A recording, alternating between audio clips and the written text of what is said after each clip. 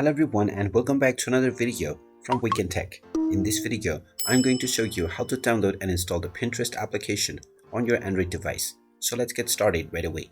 First of all, open up the Google Play Store on your Android device, and once you open it up, tap on the search box at the top section and then type in Pinterest and start your search. Once you find the Pinterest application, tap on it and you will see the install button. Tap on the install button and this will begin the download and installation of the Pinterest application on your device. Just wait for a while until the installation is completed, and when you see the open button, you can tap on it to open up the Pinterest app. Once you open it up, you can proceed with signing up to create a new account or logging in to your existing one in order to start using Pinterest right away. And there you have it. That is how easy it is to download and install the Pinterest application on your Android device. If you find this video helpful, make sure you hit that like button and subscribe to our channel if you haven't done so already.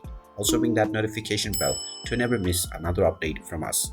Thank you for watching and I will see you again in the next video.